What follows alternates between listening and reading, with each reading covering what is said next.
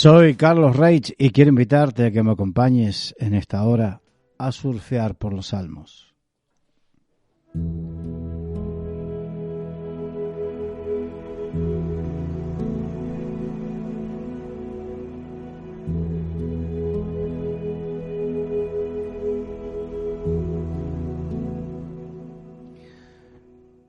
Estamos estudiando el Salmo número 9 y vamos al versículo 13 y 14, donde dice: Ten misericordia de mí, Jehová. Mira mi aflicción que padezco a causa de los que me aborrecen. Tú que me levantas de las puertas de la muerte, para que cuente yo todas tus alabanzas en las puertas de la hija de Sión y me goce en tu salvación. Recordemos que este salmo fue escrito por el rey David y es muy posible, según los que estudian las escrituras y en este caso estudian los salmos y la vida del rey David, que este haya sido escrito en un momento donde el rey David, ya como rey y muchos años después, recuerda el hecho de cuando él tuvo esa grandísima victoria contra Goliat. Y recordando esa gran victoria y agradeciendo por esa gran victoria, sigue diciendo: Ten misericordia de mí, Jehová. Mira mi aflicción que padezco. O sea que a pesar de esa gran victoria y a pesar de ser un gran rey, muy respetado, él padecía aflicción por causa de los que le aborrecían. Jesucristo dijo: en el mundo tendréis aflicción, pero no temas, yo he vencido al mundo. La vida de los hijos de Dios es una vida que mientras estemos en esta tierra padeceremos aflicción. La aflicción de la carne, o sea, hablando de la aflicción que nos produce nuestra naturaleza carnal, luchar contra la carne. La aflicción de la obra de Dios, pero también la aflicción que padecemos por causa del Señor y por causa de su obra. Mientras estemos en este mundo, padeceremos aflicción y es algo que los cristianos no debemos perder de vista porque es algo real.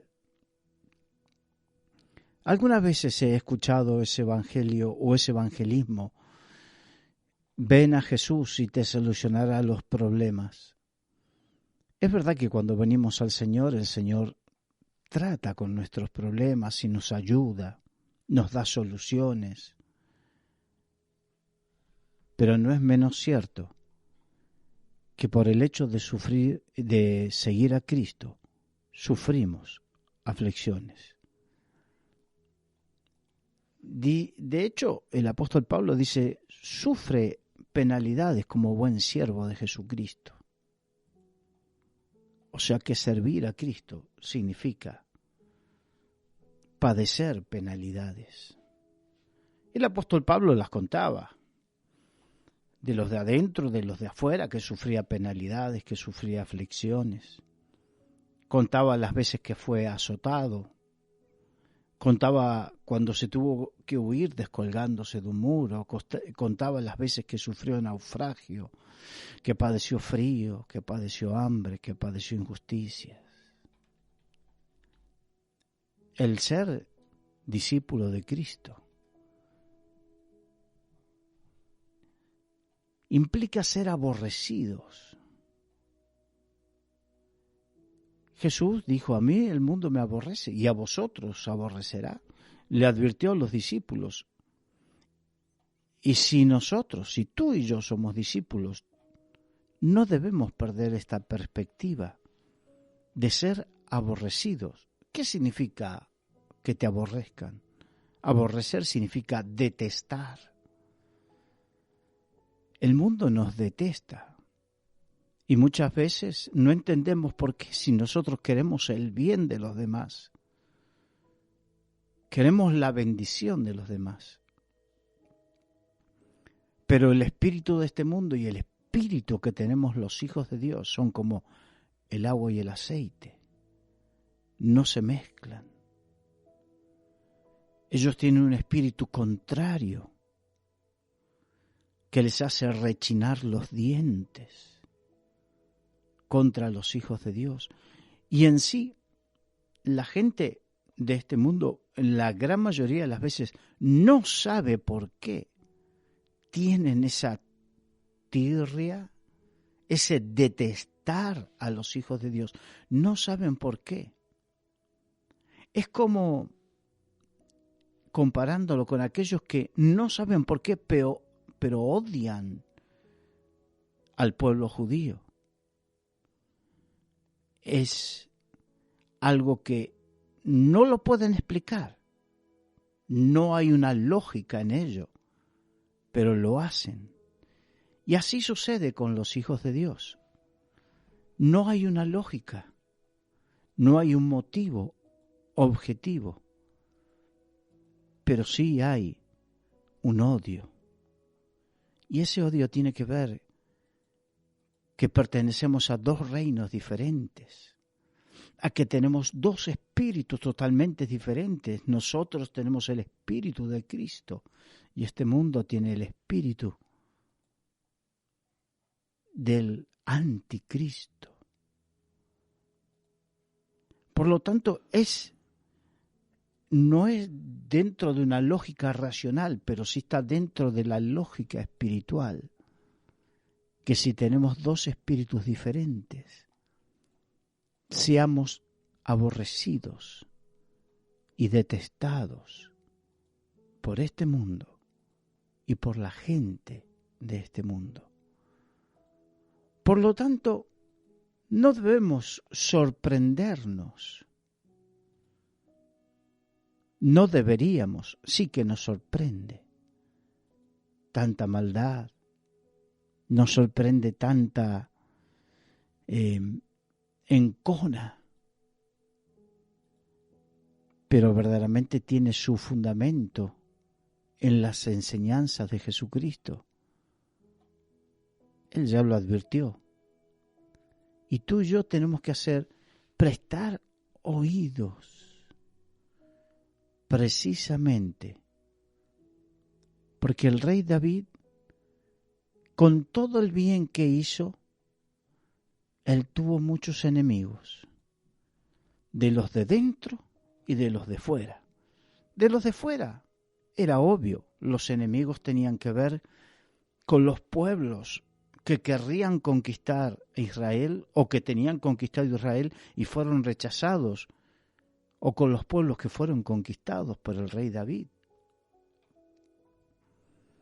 Pero de los de dentro, ¿cuántas veces nos duelen las cosas que nos suceden dentro de aquellos que de repente son nuestros hermanos,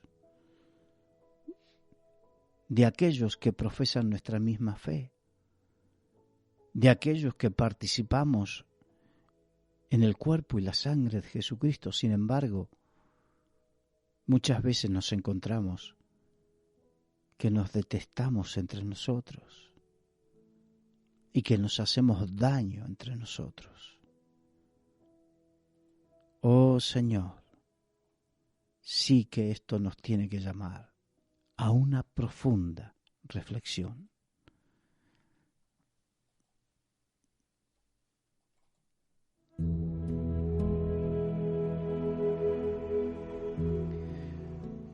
Ten misericordia de mí, Jehová, mira mi aflicción que padezco a causa de los que me aborrecen. Tú, que me levantas de las puertas de la muerte. La Biblia dice que el Hades y la muerte serán vencidos, derrotados. De hecho, Jesucristo venció a la muerte. Y nosotros estábamos a la puerta de la muerte, pero la gracia de Dios nos alcanzó. Por eso adoramos al Señor de todo nuestro corazón, porque Él nos libró de la muerte. Y la palabra muerte no significa, etimológicamente, no significa la cesación de los signos vitales de la vida del cuerpo. La palabra muerte significa separación. Y no hay peor separación que la muerte que produce el pecado, que la separación de Dios y de su gracia. Por eso el Señor nos levantó de la muerte, como levantó a Lázaro, así nos levantó a nosotros para poder tener fe y para poder ser hechos hijos de Dios y herederos de su gracia. Cuando me pongo a pensar en lo mucho que yo he recibido de ti,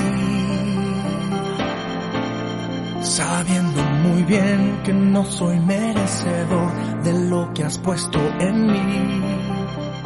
Mis ojos lagrimean, mis manos titubean. ¿Soy yo el adecuado para algo tan preciado? De pronto miro hacia ti, recuerdo tus promesas a mí. Tu gracia me sostiene, tu amor que no contiene, nadie lo comprende. Vivo seguro, pues mi espíritu elevas mi mente, la renuevas, mi vida es una prueba que puedo confiar en que tu gracia siempre me sostiene.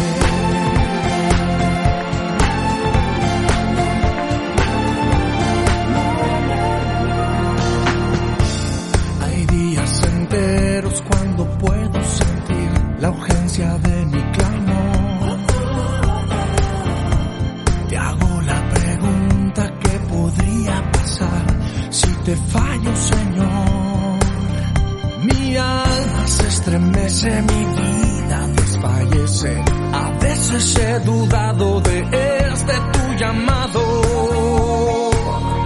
De pronto miro hacia ti, recuerdo tus promesas a mí. Tu gracia me sostiene, tu amor quien lo contiene, nadie lo comprende.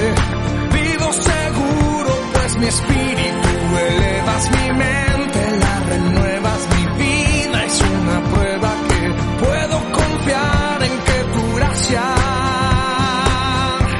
siempre me sostiene, tu amor y tu compasión. Tu Espíritu Santo me da dirección, tu palabra es la fuente de mi inspiración y la sangre de Jesús da el poder de la resurrección.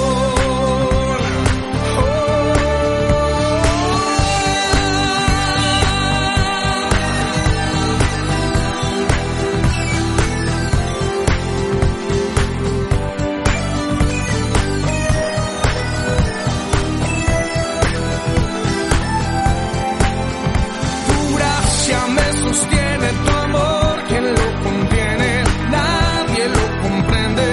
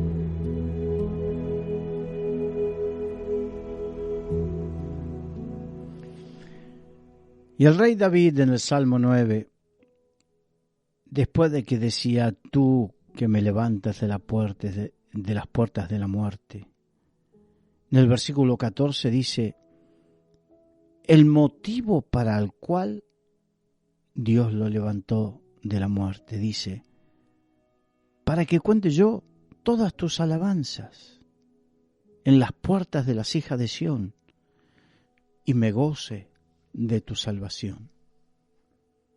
Y evidentemente aquí el rey David nos muestra a ti y a mí cuál es el propósito de que Él haya hecho tan maravillosa obra en nuestras vidas. Para que la disfrutemos, porque dice, y me goce en tu salvación. Nuestro gozo tiene que estar puesto en la salvación, en que Dios nos salvó. Y para eso debemos entender completamente lo que significa la salvación. En el griego la palabra soteria, salvación, que habla de la redención integral de nuestra vida. Significa arrebatados con poder de aquel que nos tenía cautivos. Y si el Hijo del Hombre os libertare, seréis verdaderamente libres. Nos gozamos en la liberación que hizo el Señor con poder de nuestras vidas, que hizo sobre nuestras vidas, como cuando Israel fue cautivo después de 430 años de cautiverio en Egipto, de esclavitud en Egipto, y fue llevado en libertad a caminar por el desierto hasta llegar a la tierra prometida. Así fuimos libertados de la cautividad del pecado, de la esclavitud de Satanás, del reino de las tinieblas y trasladados al reino de la luz admirable de Jesús. Por lo tanto, debemos aprender a disfrutar, a gozarnos, a disfrutar de esta libertad que Dios nos dio. El problema es que cuando no aprendemos a disfrutar y nos centramos en lo que nos falta, estaremos dando vueltas en el desierto. Israel dio 40 años vueltas en el desierto sin disfrutar de la tierra prometida porque su corazón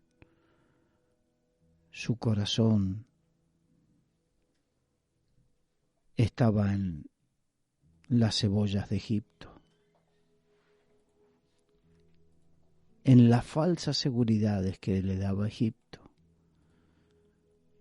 A veces los hijos de Dios no disfrutamos de la salvación que Dios nos da, porque recordamos cosas de la vieja vida, la falsa seguridad que nos da las cosas de este mundo, sin olvidarnos que este mundo pasa y todo lo que en él hay. Pero los que estamos en el Señor permaneceremos para siempre. Para que cuente yo todas tus alabanzas en las puertas de las hijas de Sión. Ese es el motivo. Y eso es lo que debemos hacer los hijos de Dios, contar las alabanzas. Alabanza significa hablar bien de y no mentir. Cuando alabamos a Dios no estamos mintiendo, sino que estamos exaltando las grandezas de lo que Él hizo en nuestras vidas, contando. ¿Qué problema cuando no nos animamos a hablar y no nos atrevemos a contar lo que Dios hizo en nuestras vidas? ¿Acaso Dios no hizo algo maravilloso en ti? ¿Acaso Dios no te perdonó de los pecados? ¿Acaso Dios no te dio paz, no sanó las heridas de tu corazón? ¿Acaso Dios no cambió tu lamento en baile, tus tristezas en alegría? ¿Cuánto hay para contar de las maravillas de nuestro Dios. Había un joven que había nacido ciego y Jesucristo lo sanó y le encomendó que no contase nada. Pero este joven fue por todos lados. ¿Y cómo callar algo tan maravilloso que había sucedido en su vida? ¿Cómo callarlo? Contó por todos lados. Cuando el Señor hace algo en nuestras vidas, ¿cómo poder callarlo? ¿Cómo poder ser tan desagradecidos? ¿Cómo no alabarle? ¿Cómo no proclamarle? ¿Cómo no hablar de Él? Dice, para que cuente yo. Sí, tú y yo fuimos llamados a contar las maravillas de nuestro Dios. De hecho, el Señor dijo, si los hijos de Dios callan, las piedras hablarían, y yo no quiero ser avergonzado por una piedra. Que una piedra tenga que hablar de las maravillas del Dios que me perdonó, del Dios que me sanó, del Dios que me liberó, que me transformó. Tener que ser avergonzado por una piedra, porque en mi corazón no hay el agradecimiento debido, necesario. Si hay agradecimiento en tu corazón, no podrás callar.